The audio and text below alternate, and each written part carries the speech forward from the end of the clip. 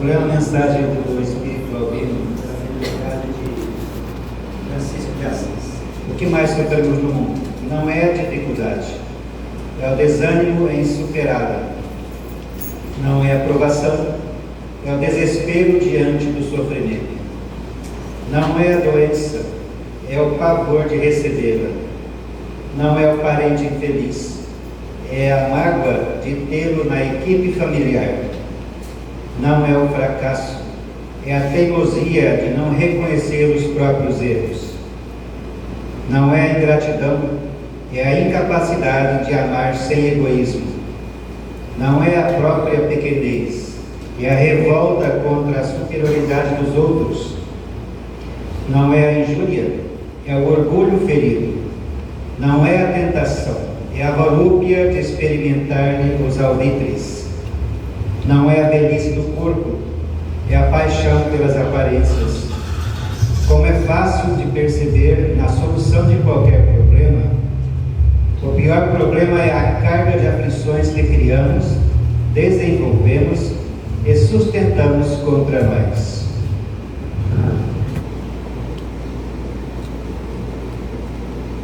Sejamos todos bem-vindos. Que a paz de nosso Mestre Jesus seja sempre em nossas vidas. É uma alegria imensa em poder retornar a esta casa que sempre nos recebe como um lar de esperanças, como uma escola de amor, como um hospital de almas. Eu já disse outras vezes que falar aqui é uma responsabilidade imensa, porque a casa leva o nome de Allan Kardec, que, segundo Emmanuel, é um dos mais lúcidos discípulos de Jesus, conforme consta na obra A Caminho da Luz. E ainda no aniversário da casa, 70 anos de existência. Mas ao mesmo tempo torna-se fácil, porque alguém com 70 anos de idade com certeza deve ter a mente livre, libertas de amarras, de preconceitos. Nós podemos falar como livres pensadores. E vocês terão a liberdade de não acreditar em nada que eu disser. Mas pelo menos pense, raciocine, duvide, mas questione. Porque o tema parece simples: Evangelho e vivência. Antes de começarmos a tarefa da edificação do segundo livro, eu não sabia que Evangelho não era o livro. Eu pensava que era a Bíblia ou o Evangelho segundo o Espiritismo. Antes também, eu não sabia que virtudes são entidades de alta hierarquia e não apenas um nome, como se fosse uma energia, como se fosse uma forma quase virtual. Mas quando nós compulsamos o Evangelho segundo o Espiritismo, no capítulo 19, já deparamos com uma informação que a fé nasce com o homem e a consciência que ele tem da sua destinação futura. Então, o esquecimento do passado não é uma fatalidade, pode ser diferente. E outro dia, menos de 2 meses, ouvimos Divaldo Pereira Franco, numa palestra, citar Carl Gustav Jung, dizendo que a consciência não é o conhecimento, mas o discernimento do conhecimento. Até então eu não sabia dessa informação.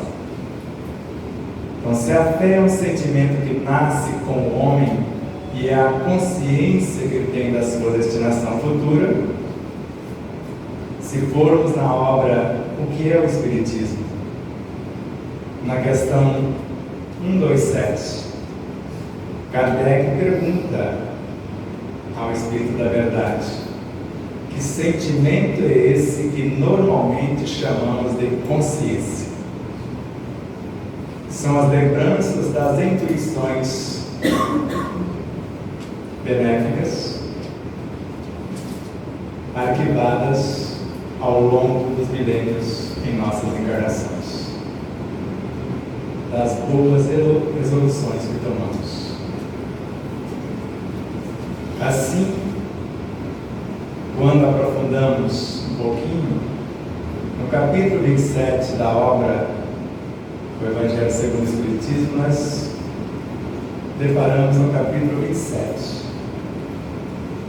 Se no 19 entendemos que a fé é mãe de todas as virtudes, inclusive do próprio amor, eu não sabia o que era o amor também. Por isso que o primeiro item da segunda obra é o amor e o amar. Porque uma coisa é o amor como potência, outra coisa muito diferente é colocá-lo na vivência, o amar.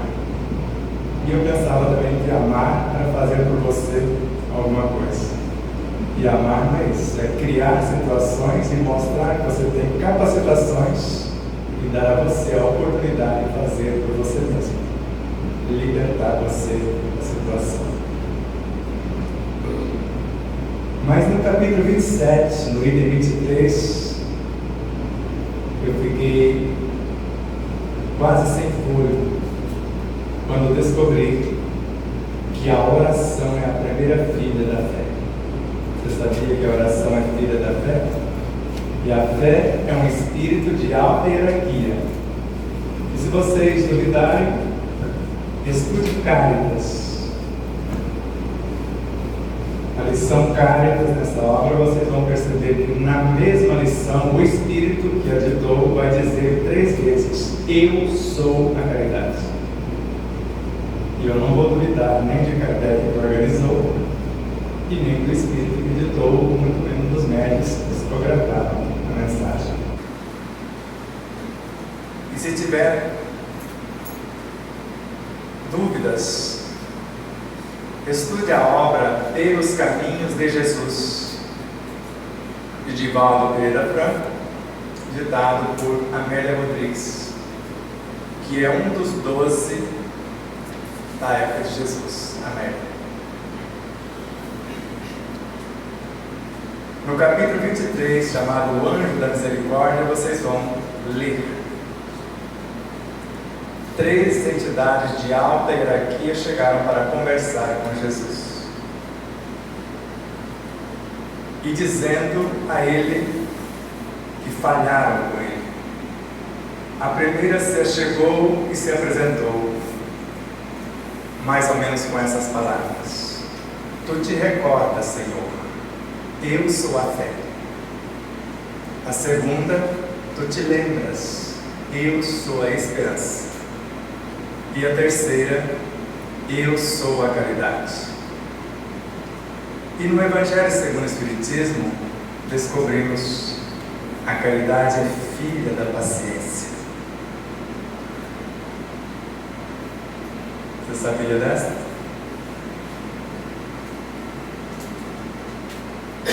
E ainda tem outras filhas, como a plenitude. Só que a plenitude gera a gratidão. E a gratidão dá à luz a alegria. E a alegria gesta a esperança. Se são espíritos de alta hierarquia, tem filhos, tem netos, tem bisnetos, tem trisneto, trineto e assim por diante. Eu amei tanto descobrir isso, que nós vamos tirar uma folga entre o segundo e o terceiro livro. E se Kardec na folga escreveu o Evangelho segundo o Espiritismo, na folga nós vamos escrever o Livro das Virtudes. Já existe uma obra com esse nome, mas com essa visão não tem. E nós ficamos imaginando que a caridade é composta por 3 seres. Um chama-se benevolência, outro chama-se indulgência e outro chama perdão. E dentro da caridade, cada uma tem uma função. A benevolência tem o dever de promover as criaturas, sem fazer por elas o que lhes cabe. Então, benevolência para com todos é a lei. Está em André Luiz, Evolução em 2 Mundos. O bem de todos é o eterno princípio. E fazer o bem é libertar a criatura a quem você deseja beneficiar. A segunda, que é a indulgência, que não se interessa pelas falhas dos outros, mas sim pelo que tem de nobre. Ela tem 3 filhas. Uma chama-se, não vou dar nomes, porque não existem ainda os nomes, mas eu vou nominá-las. Mas uma tem a função de atrair aquele que nós desejamos assistir. A outra tem a função de acalmar. E a terceira de reerguer. E quem prepara para o reerguimento de fato, porque ela propõe e precisa de auxílio de sua irmã, seu irmão chamado perdão. Ou melhor, se é filha, porque é dividido em 3, a estrutura chamamos indulgência. Então não é irmã do perdão, é sobrinho. E o perdão é que nos dá a oportunidade ou prepara a criatura para esse reerguimento. E a função dele é fazer com que a criatura tome consciência do que está fazendo, arrependa-se, faz uma reprogramação e deseje recompor-se perante os equívocos que cometeram. Mas não faça senão isso. Prepara a criatura para tal. E a virtude que vai dar a oportunidade da pessoa fazer o que precisa ser feito chama-se misericórdia, que até então eu pensava que era o perdão. E misericórdia é outra virtude totalmente. Misericórdia é uma concessão para o recomeço. Ela vai ceder o espaço, as diretrizes e ao mesmo tempo o impulsionamento. E se nós vamos falar de evangelho e vivência, até agora eu só falei das operárias, de quem vai nos dar a oportunidade de aplicar o evangelho. E já que nós tivemos que fazer um lanche antes da palestra, porque não tínhamos almoçado ainda, e tínhamos que experimentar algumas coisas lá que não ficou legal o sabor, depois para o final. E o seu Nelson Maria sabe que eu não gosto de suco de laranja, principalmente espremido na hora, né, Nelson? Amamos. E aí eu fiquei imaginando Deus como se fosse o laranjal. Cada pé de laranja é como se fosse um Cristo. E Ele é que narra: eu sou a árvore, vós sois os galhos. Eu sou a videira, vós sois os ramos. E eu tive a ousadia de me imaginar como uma laranja dentro do Cristo, ou nele. E se eu tenho como espírito quase a idade do universo, conforme Joana de Ângeles, na obra Encontro com a Paz e a Saúde, eu tive a ousadia de imaginar a laranja como o espírito, ainda não como. O como seria os Cristos pequeninos dentro do espírito. E eu, como um daqueles pavinhos dentro do gomo, uma alma dentro de um Cristo que está dentro de Deus, comparando com Deus, os Cristos e nós. E imaginei o néctar como aquilo que eu já possuo para ofertar, porque a laranja morreu para dar vida à minha vida. E a todos vocês que irão sorver. E fiquei imaginando o que eu vou fazer com essa energia. E a energia que eu estou usando para falar com vocês. Então a palestra vai ter sabor de suco de laranja, bolo de fubá e pão de queijo. Agradecemos as irmãs que fez o bolo e o pão mineiro não gosta de pão de queijo. E o meu bolo preferido é o bolo de fubá. Porque eu estou transformando a energia que foi canalizada da natureza e nós ficamos imaginando os componentes de cada elemento, como eles foram gestados. A laranja não é tão difícil de imaginar, mas como acontece o mecanismo para uma galinha pôr um ovo? O que ela comeu? Como ela foi tratada?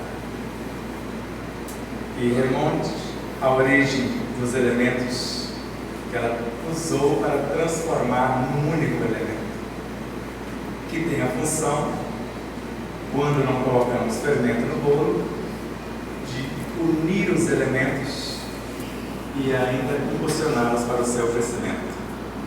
No meu caso, eu só faço, eu sei fazer 2 bolos, o de milho e o de mandioca, e nenhum vai fermento. E eu sei que são os ovos de boa qualidade, não que eu comprei na semana passada, que quando eu quebrei era água. E chegou no supermercado aquela semana. Fiquei imaginando quanto tempo duraria. Mas o ovo da galinha criada livre, com alimentos saudáveis, no mínimo ele tem 8 vezes a potência do outro. E eu fiquei imaginando as 75 mil galinhas de um criador de Rio Grande do Norte,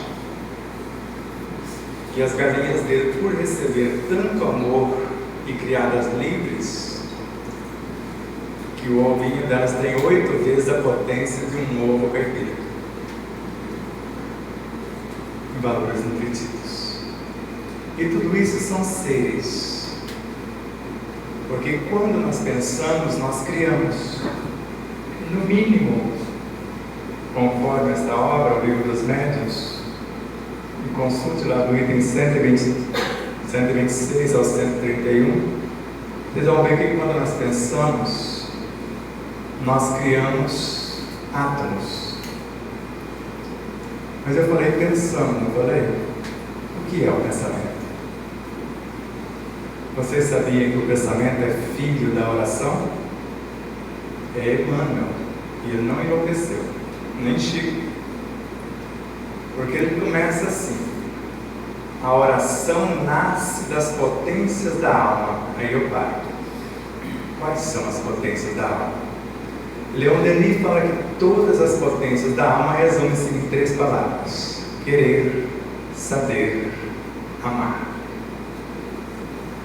E querer é fazer convergir toda a energia que temos. No meu caso, neste momento, do bolo de fubá, do pão de queijo, do suco de laranja, somado a tudo que possuo, a tudo que estou conseguindo assimilar dos benfeitores e de cada um de vocês.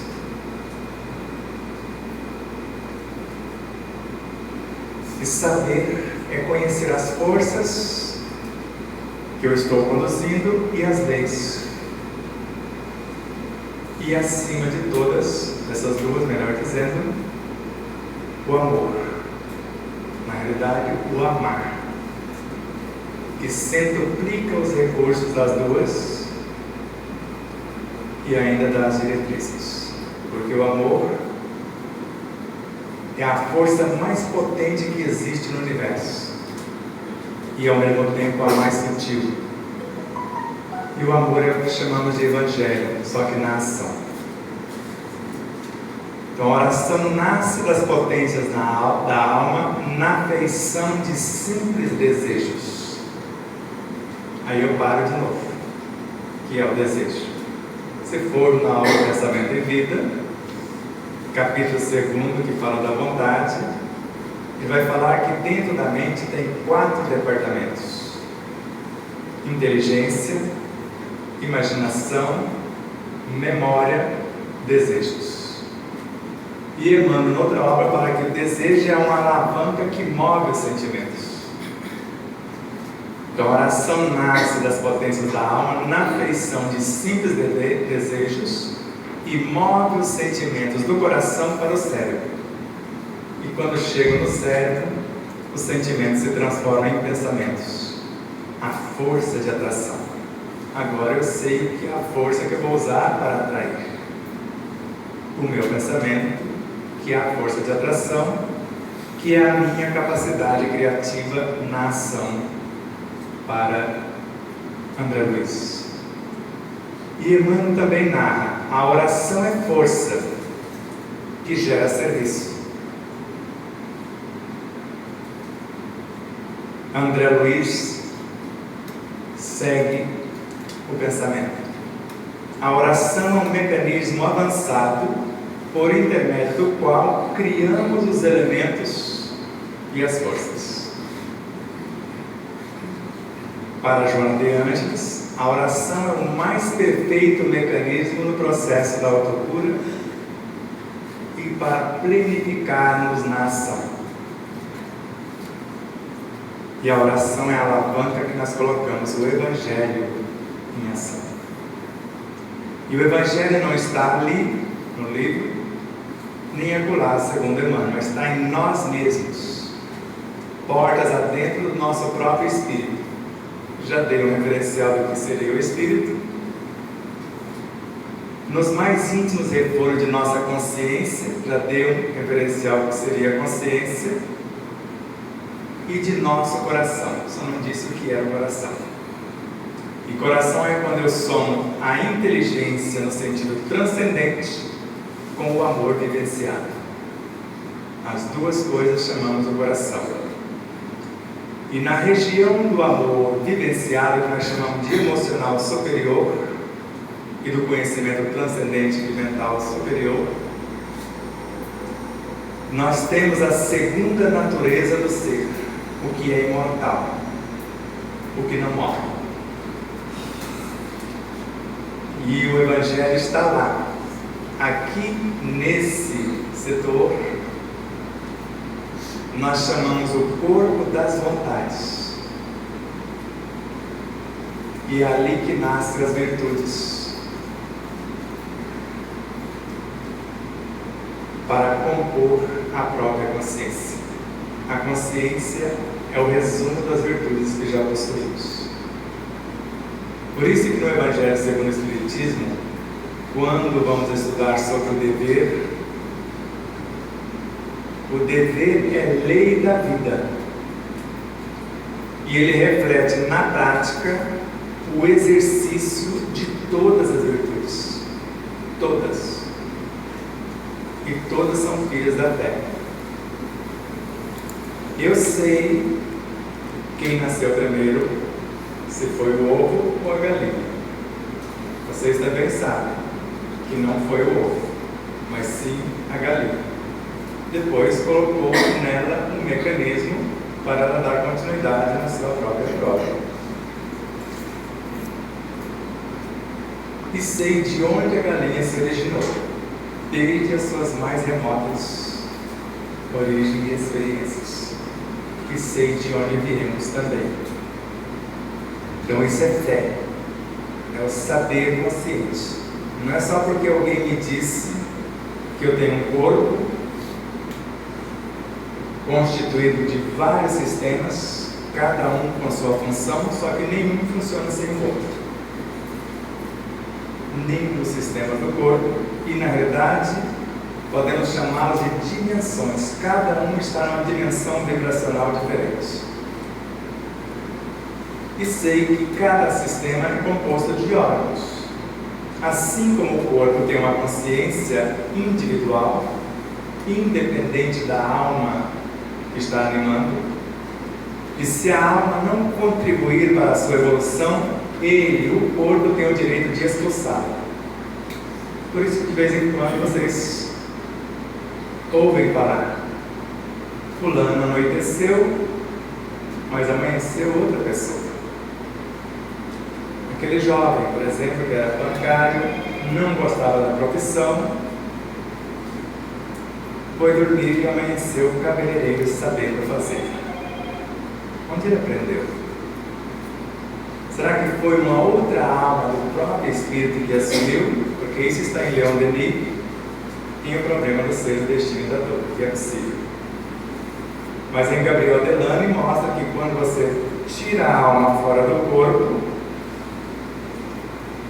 e quando a alma estava no corpo, ela foi diagnosticada como o ser, como louco, e o desafia, afirmando: qualquer um que fizer isso, tirar a alma do corpo, vai ouvir a alma que está enferma: eu não sou louca, ou não sou louco, o meu corpo está enfermo. E nós vamos ver com André Luiz: o corpo enfermo pode gerar enfermidade na alma. O corpo. E a alma enferma pode adoecer o corpo. E Joana de Ângeles: uma mente viciada e um corpo acomodado dificulta o despertar da consciência. Por isso que quando eu falo dessas coisas, alguns de vocês começam a ter sono. Quem teve sono? Quem está no comando, o corpo ou a alma? Quem é que não quer ouvir que cada órgão tem uma consciência? E Evangelho é algo que eu posso falar com o órgão, porque Emmanuel que fala isso. Ou, outra vez, ele não estava bem de juízo quando escreveu: fale do Evangelho, pregue o Evangelho para os teus órgãos. Eles são vivos, eles são educáveis. E eu converso com o meu corpo, eu converso com os meus órgãos. Só que os órgãos são feitos de tecidos, e eu converso com os tecidos também. E eles são feitos de células, eu converso com elas também. Tudo isso é Joana de Ângeles, na obra Autodescobrimento, uma busca interior. Mas ela termina dizendo para a gente conversar com as forças mantenedoras, forças das quais se originam as próprias células, e tanto no corpo físico quanto no corpo perispiritual. E a isso chamamos de elementais. E não existe nada em a natureza que não seja uma porção de elementais organizados para dar forma à vida em todas as suas modulações. Nós estamos falando de Evangelho e vivência. Eu trouxe no carro alguns limões, e daqueles que a alma sai do corpo quando você vai chupar. E eu fiquei imaginando eu entrando aqui, cascando, porque eu tenho um canivete bem afiado, e diante de vocês, cortando ele ao meio e mordendo nele. E vocês com certeza iam ver minha orelha encolher, como a gente fala lá na roça. E a essa altura está saindo dentro da boquinha de vocês uma águazinha. E esta águazinha que chamamos saliva são sentimentos e pensamentos tornados visíveis, segundo André Luiz. São leis, são hormônios, são enzimas. E são elas que vão direcionar o que nós vamos mastigar. Agora, se eu não mastigar, você que mastiga de 30 a 80 vezes cada porção, não é isso que você faz? Ou só chuta para a esquerda, para a direita e manda para o gol? Como que é? Se mastigar bastante, vai dar tempo delas orientar, porque foi o que você desejou. Tanto de leveza do corpo, como de agilidade, como de resistência, de fortalecimento, de docilidade, etc. Então, se eu mastigar bastante, eu vou descobrir que a saciedade está na boca e que a assimilação dos nutrientes em 95% está na boca, não está no estômago. Engoliu, menos de 5% é absorvido pelo corpo do que foi engolido. Do que foi olhado, porque nós alimentamos pelo olhar, do que foi tocado, nós alimentamos pelo tato, do que foi exalado e nós inspiramos, é onde vem a maior parte dos nutrientes. Quando alguém fala de alguma coisa, nós estamos de alguma forma também alimentando, porque a boca enche d'água. Acabei de falar assim, mesmo vocês estando com os olhos fechados iam perceber. E por fim, com o paladar pela mastigação. E vocês sabem que se eu não tiver uma olfação legal, o paladar já fica desordenado. E Kardec disse-nos também que o sabor depende da educação do paladar. E no final vocês vão ouvir uma leitura, mas foi extraído, transformado em texto, pela Pamela Ulho, corrigido pela Mayra Souza. E nós vamos ver um videozinho que está viajando aí pelo WhatsApp. Então, Evangelho e Vivência. Para Joana de Ângeles, Evangelho é um repositório de força, como se fosse um aglomerado de forças, vitalidades e vida. Então, o que eu comi ali foi Evangelho, para encurtar a história. Porque o Evangelho está no ar, ele está no espaço, ele está na água, ele está nas aves, ele está em tudo. Porque como amor, ele é a força que gera a vida, ele nutre a vida e ao mesmo tempo, como lei, ele organiza e mantém a vida em todas as suas expressões. Isso é Joana de Ângeles. Antes do amor, para a autora, não existia criação. Então, Evangelho e Vivência. Aí nós vamos olhar para tudo que está fora. Veja a obra, veja Deus. Na leitura final, vocês vão escolher exercitar uma coisa nobre ou uma menos nobre. As duas são seres que vamos criar dentro de nós. Se for a lamentação, nós vamos criar um ácido corrosivo.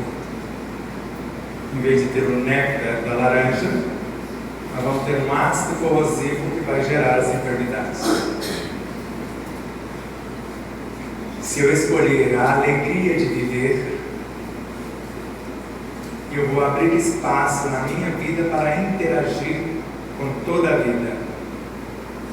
E de acordo com a minha frequência, eu vou assimilar conforme as vibrações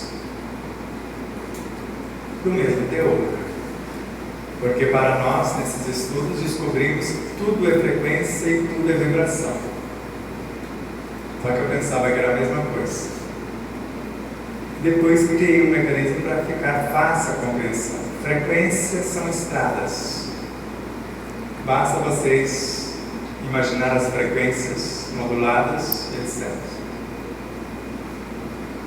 E a vibração é o que eu transporto nessas frequências. A frequência de uma rádio é a estrada. A vibração é a informação que eu vou transportar naquela frequência. Ficou mais claro? Então, frequência para trazer para nós é o pensamento. Vibração é o sentimento. Normalmente, com a estrada, eu não compreendo a situação, mas com o que eu transporto, né, que é a informação, eu compreendo. Por isso, só os sentimentos têm capacidade de entender o próprio pensamento. É Joana de Ângeles. A linguagem do sentimento, tudo que existe, entende. Você pode conversar com uma fruta, você pode conversar com uma semente, você pode conversar com um animal, você pode conversar com quem você quiser. A linguagem dos sentimentos é entendida por todos os seres da criação. Isso está em Hermínio Corrêa de Miranda, na obra Nossos Filhos São Espíritos. Então, se a partir de hoje nós vamos beber o Evangelho, porque ele está na água.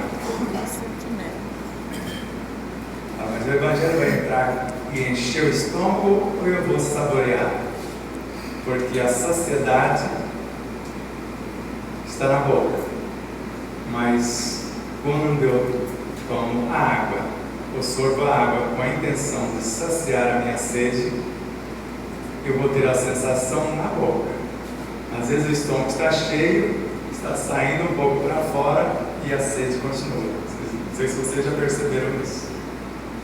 E normalmente eu tomo um gole de água a cada 20 minutos, mastigando, sabendo que o Evangelho está nela, e eu posso canalizá-lo também pelo pensamento, e eu posso enriquecê-los. A água, o ar que respiro e o próprio pensamento com os meus sentimentos. E aí, quando o alimento está na mesa, obrigado, Senhor. Pode ser um alimento que às vezes você detesta, é o alimento que temos, porque o melhor alimento que existe é o que nós temos à mesa. Não existe outro melhor. Ele vai ter o sabor de acordo com a educação do meu paladar. E a hora da refeição não é a hora de eu trazer líquidos de espécie alguma, porque é a hora da saliva trabalhar, das leis, direcionar os elementos para o enriquecimento de minhas células, de meus tecidos, de meus órgãos, de meus sistemas, do meu corpo, do meu ser. Então não é a soma de conhecimento que determina a consciência, mas o discernimento desse conhecimento. É o que eu posso fazer com ele. E a isso chamamos de inteligência. Consciência é o discernimento, a inteligência é o que eu consigo fazer com esse discernimento. E se na mente está a inteligência, o Evangelho segundo o Espiritismo, no item 26 do capítulo 5, Deus coloca os desafios, as provas, para ver o uso que eu vou fazer da minha inteligência e exercitar a resignação, a coragem e a paciência. Porque se vocês forem lá no capítulo 27, vocês vão ouvir algo que foi uma pegadinha. Se orarmos com humildade, com sinceridade, Deus nos daria a paciência, a coragem e a resignação. Mas são virtudes, não é a cada um conforme as suas obras. E lá no capítulo 5, você vai ver que ele não dá coisa nenhuma, dá os desafios, para que eu exercite, já que o dever é lei da vida, e me convida a exercitar na prática todas as virtudes.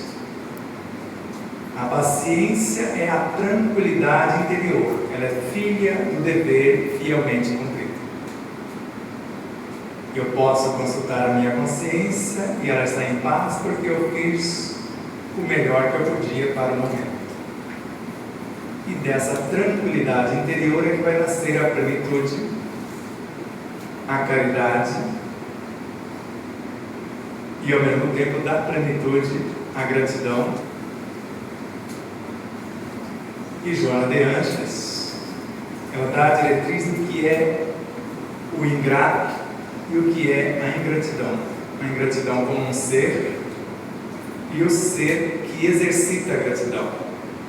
A ingratidão, melhor dizendo. Então, a ingratidão é um ser que nós chamamos de valores morais em exercício, mas recebe o nome de vício ou perturbações morais. E a gratidão seria a sua sublimação. Eu posso ler para não ser infiel com as palavras da autora ou do Espírito. Mas antes eu posso ler para vocês aqui do Evangelho segundo o Espiritismo. Eu peguei só uma parte. Vocês podem ir lá no item 9 do capítulo 11 e consultar. Está exatamente assim na edição da Petit.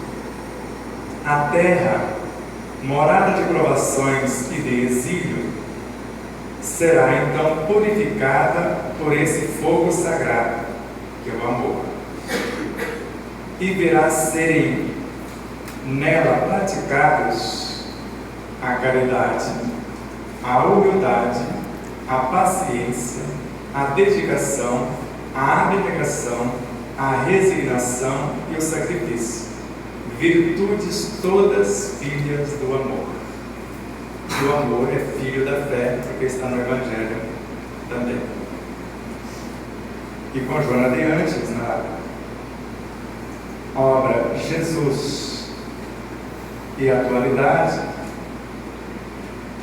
no capítulo Jesus e Gratidão, vai ficar assim a informação que vai constar no segundo livro. Acabei construindo 2 itens no glossário, o que é a ingratidão e o que é o ingrato. A ingratidão, que é desapreço, apresenta-se como grave imperfeição da alma, que deve ser corrigida. Então ela é um desapreço e é uma grave enfermidade ou imperfeição da alma. Agora, o ingrato. O ingrato é enfermo que se combure. Combure é queima. Um enfermo que queima nas chamas do orgulho mal dissimulado, da insatisfação perversa. Eu fiquei quase um ano para entender esse negócio de insatisfação perversa, mas na sequência a gente entende. Então, ingrato é alguém que se queima nas chamas do orgulho mal dissimulado. E ela na sequência vai falar: então você faz algo para mim, eu nem consigo dissimular o meu orgulho, eu acho que você fez pouco, deveria ter feito mais. E isso é insatisfação perversa. A cada dia eu escravizo você mais um tanto para você me atender na maneira que eu gostaria. E ainda nem sei, não consigo nem disfarçar o meu orgulho. Acho que sou melhor que você e você fez pouco, deveria ter feito mais, você é obrigado a fazer isso e eu não te devo nada, nem a mínima consideração. Mais 2 itens.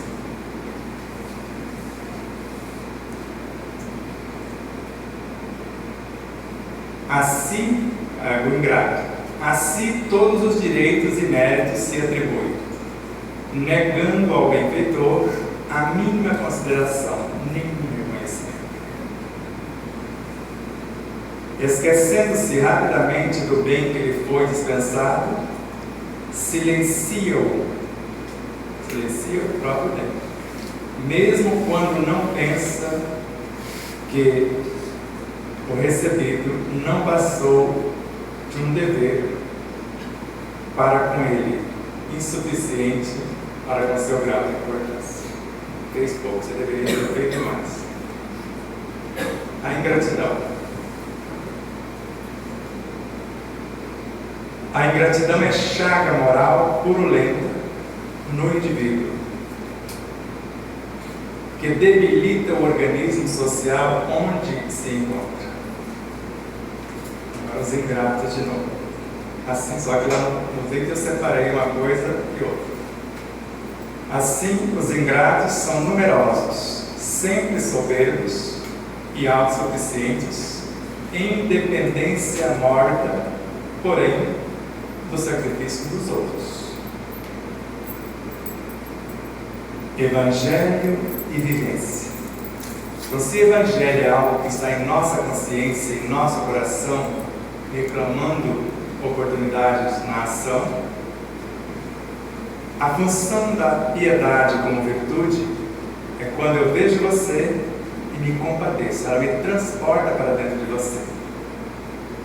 A função da compaixão, quando eu estou dentro de você, é enxergar que você tem tantos valores quanto eu, às vezes até mais. Só esqueceu, às vezes, diante da prova. E a função da compaixão é catalogar os seus potenciais prontos para ser usados. E a função do amor é criar situações para você exercitar os seus próprios potenciais. Isso é amar. Agora, quando eu faço por você o que lhe cabe, você permanece na mesma dependência. Se eu pudesse fazer aqui 20 flexões, intencionando que os músculos de vocês fortalecessem, por mais que eu me esforçasse, não resolveu nada. Não vi nada ficar mais fortinho, nem coisa alguma. Por isso, amar libertando vai me possibilitar dar um copo de água fria a alguém que está sedento, porque às vezes não tem nem força para segurar o próprio copo. Como a água é alimento, ela é medicamento, ela é o Evangelho, e eu estou acrescentando algo de mim mesmo. Após a pessoa se recompor, agora vai lá no bebedouro buscar o segundo copo, se você quiser. Aponta a fonte. Se for nu, eu não vou negar o pano que sobra do meu armário para cobri-lo. Mas a verdadeira caridade, segundo Emmanuel, não é dar o pano, é ensiná-lo a adquirir o próximo pano para cobrir o seu corpo. Isso está na obra Luz no Caminho, na lição de dever e caridade. O faminto, eu não vou negar um naco de pão, mas assim que ele se recompõe, eu vou ensiná-lo a ganhar o próprio pão. O enfermo, eu não vou negar o alívio pela bioenergia, pela oração, que vai aliviar, mas não vai solucionar. A solução vem quando ele se dispõe a curar-se pela sua própria transformação. E isso é Evangelho vivenciado. E até colocamos em nosso livro, ficou assim, na página 30, o conhecimento é a base que faculta a aquisição da experiência. Então, se eu não tenho conhecimento, e melhor ainda, discernimento, que experiência eu tenho? Só que experiência é vida em perpétuo dinamismo, atuando em todas as dimensões. Então, a experiência é um aglomerado de vidas menores. No segundo livro está com Emmanuel, uma palavra tem uma alma. Eu não sabia disso, vocês sabiam? Uma palavra tem uma alma. Uma frase tem uma alminha maior que acolhe várias palavras. Num parágrafo tem uma alma um pouquinho maior, englobando as frases. Numa página, um pouco mais. Num item do livro, e o livro é um ser vivo. Então, o conhecimento é a base que faculta a aquisição da experiência, e experiência é vida em perpétuo dinamismo, atuando em todas as dimensões. Só que vida é ciência que fecunda o discernimento por meio da razão. E a razão é a arte que busca, estuda e manifesta a beleza eterna pelos caminhos da intuição. E intuição é a transformação do ser em evangelho vivo, é a total entrega ante a certeza de que o Cristo é a essência que nutre e norteia a consciência. Só vive com sabedoria aquele que se torna o evangelho vivo, impulsionado pela luz crística que exemplifica e permeia, ilumina e direciona a conduta do ser em ascensão. Isso foi inspirado por Joana de Ângeles. Então, por mais que nos esforcemos para fazer algo nobre, se desconhecemos a interferência do nosso querer, do nosso saber, do nosso pensar, sentir, falar e agir, pouco ou quase nada resolve. Porque se eu não tenho conhecimento, o que eu vou imaginar se eu não tenho noção daquilo que eu vou imaginar?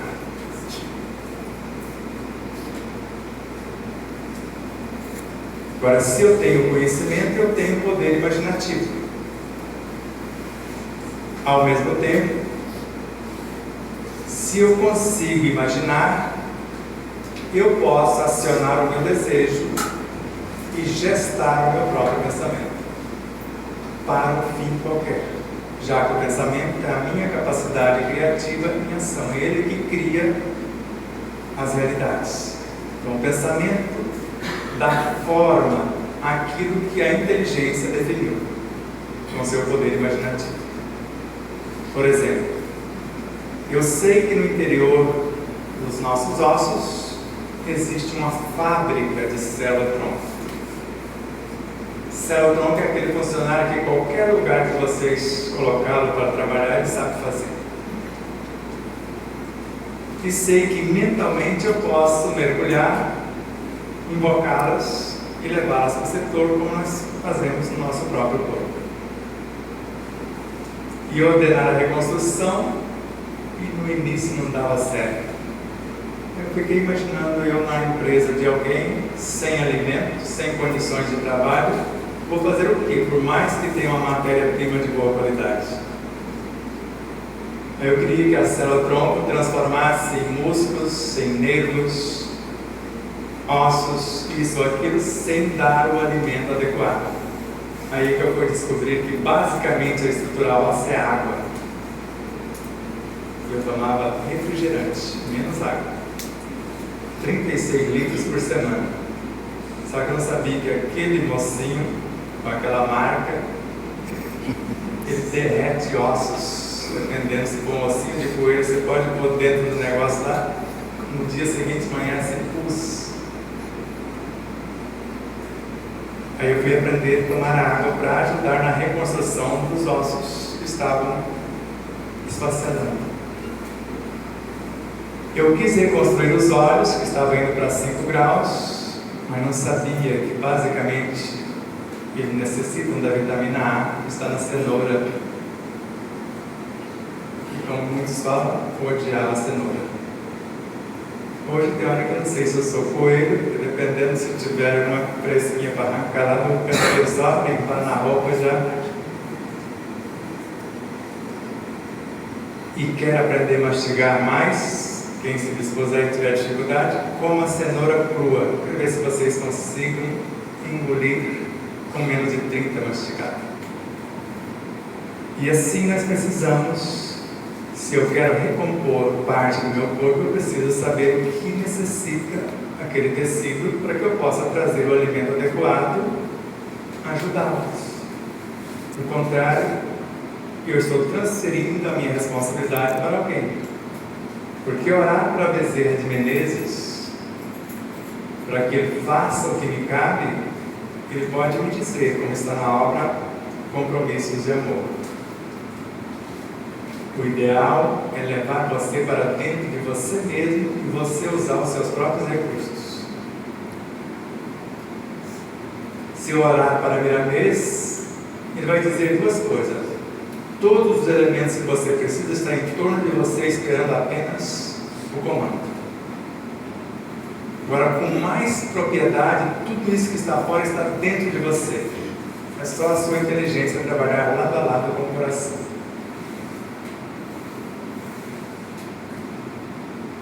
Então, a partir de hoje, se ainda não fazem isso, em tudo dai graças, porque tudo concorre para o bem. Vocês viram na leitura inicial que o Valdemir levou a efeito, lendo para nós, de Albino Teixeira. Então, quando eu penso, é a minha oração que já transformou em algo tangível. Porque o sonho é o pensamento que não nasceu. O pensamento é o sonho que se tornou palpável. E o pensamento dá forma. O sentimento dá vida. A palavra dá movimento. E a atitude da direção. Pensar na verdade, sentir o que pensa, falar o que sente e viver o que fala é uma das mais nobres recomendações. de um dos discípulos de Jesus, Satya Sai Baba. De um outro chamado Buda, ou príncipe Siddhartha Gautama, basta uma mente que pensa, um coração que ama e mãos que trabalham para sermos as pessoas mais felizes, mais serenas, mais saudáveis e mais pacíficas do planeta Terra. Humberto Bode. Não é o que sabemos. Evolução não é o que sabemos, nem o que dizemos, tampouco o que fazemos. Evolução é vivência, é ser na ação aquilo que propomos. E a minha régua, a partir dessa descoberta, é esta, com Pietro Baldi. Onde começa o direito, termina o amor. Não estou falando do direito das leis, porque eles vêm de acordo com o cumprimento dos deveres. Estou falando do meu direito em relação a esperar isso ou aquilo, esperar aplauso, reconhecimento, gratidão, etc. Se onde começa o direito, termina o amor, aí ele conclui: quem ama não tem direito ao amor. Porque o amor faz bem a quem ama, não quem está sendo amado. E assim como o perdão só faz bem para quem perdoa. Então vamos recordar, rapidamente, menos de um minuto. Para o espírito Sheila, o Evangelho nasceu da música e é uma canção da natureza, e cada reino tem o seu Evangelho, e cada Evangelho tem a sua linguagem. Para o espírito Caena, o Evangelho está no ar, ele está na água, ele está nas aves. Para Bezerra de Menezes e Miramês, ele está em todo lugar. E para Emmanuel, ele está em nossa consciência, em nosso coração, só esperando a nossa decisão. E é com ele que gestamos a vida, nutrimos, organizamos e mantemos. Porque como lei é a força, como vitalidade é a matéria-prima, e como resultante é a vida. Vamos dizer de Joana de Ângeles: Evangelho é força, vitalidade, vida. Se não encontrá-lo fora, ele está dentro, mas também está em todas as coisas.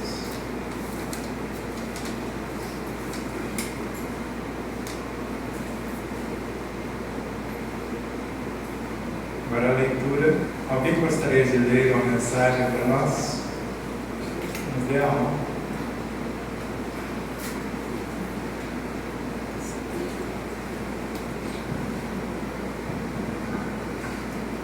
O que você pratica todo dia? Minha pergunta para você é: o que você pratica todo dia? Pois se torna bom naquilo que pratica. O que você pratica? Você pratica alegria em sua vida?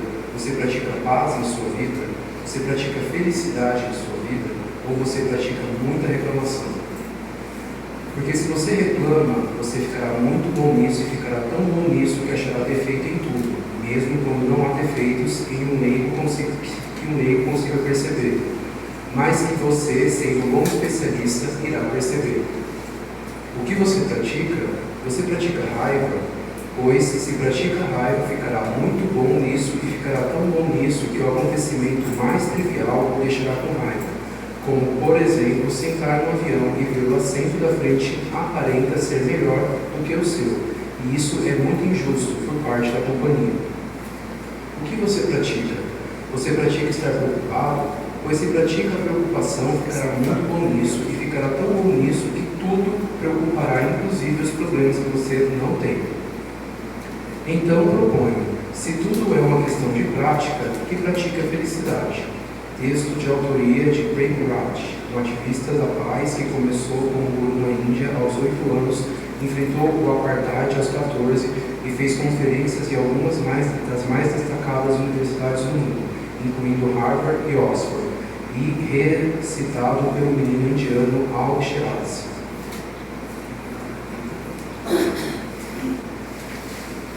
Ficou compreendida a mensagem? Então a desculpa que não sabe ler o Evangelho não tem mais, né? Porque está dentro. A alavanca é oração. A resultante eu não disse. A resultante a gente chama de bioenergia. Quando você traz o Evangelho para a mente, cria uma matéria-prima para tornar realidade. Chama bioenergia. No segundo livro vai ter as 3 coisas: o que é Evangelho, oração e bioenergia, para que serve e como usar.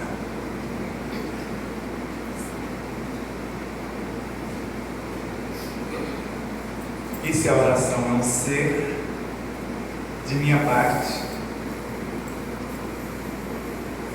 agradecer a Deus, o ser dos seres, a alma do universo, aos Cristos que ombreiam como criadores de tudo quanto conhecemos. Ao Cristo como governador supremo de nosso orbe terrestre. A nosso Senhor Jesus Cristo, se o Cristo é o governador do orbe, imagine ele como uma laranja. Imagine em cada goma da laranja os guias da humanidade, Emmanuel, Joana de Ângeles e tantos outros. E Kardec fala que nós estamos dentro de espíritos que estão encarregados de fazer a Terra progredir. Imaginemos nós dentro de um desses, como aquele Flavinho, ofertando alguma coisa para o bem do planeta como um todo. E se a transformação de um também transforma o contexto, um pensamento bem arquitetado, segundo Allan Kardec, nos coloca em conexão com todas as nossas vivências, com todos os seres dentro do mundo e com todos os seres em todos os mundos. Se a paz do mundo começa aí, a reforma do mundo que eu quero também começará. Assim, eu desejo, a cada dia faço a reprogramação. Hoje farei deste o melhor de todos os dias. E o meu propósito de vida é ser a cada dia mais pacífico, mais sereno, mais saudável e mais feliz. Para isso, faço um autoexame, usando a honestidade, para não enganar a mim mesmo, nem a ninguém.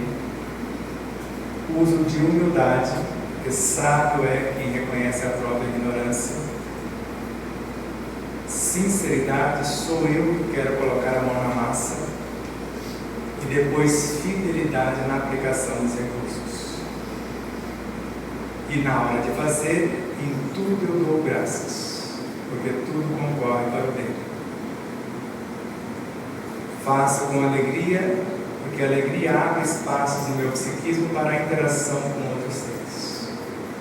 E com a esperança que é a doce presença do amor,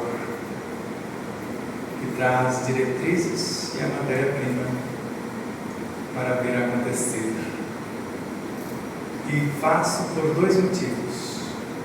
Ou melhor, desejando gerar 2 produtos.